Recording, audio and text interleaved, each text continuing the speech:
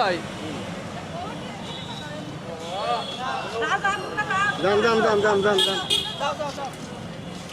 কিশোরী বউ চলে গেল।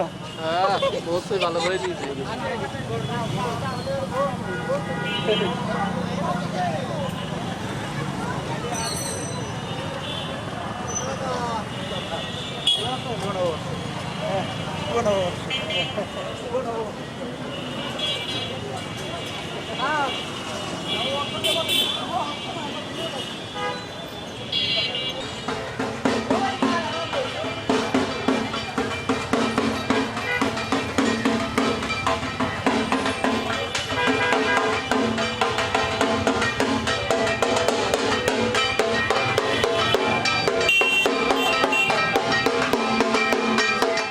আগামী দিনে যে প্রত্যাশা পুরনোকে ভুলে যে নতুন করে আবার নতুন বাংলাদেশ গড়ার, যে বাংলাদেশে থাকবে না কোনো সহিংসতা, থাকবে না কোনো হানাহানি, থাকবে না কোনো বৈষম্য, সবাই এক কাতারে, আজকে যেরকম সবাই এক কাতারে এসে সামিল হয়েছি, আগামীর বাংলাদেশটা এরকম এক কাতারে এসে আমরা দেখতে চাই, এটাই প্রত্যাশা।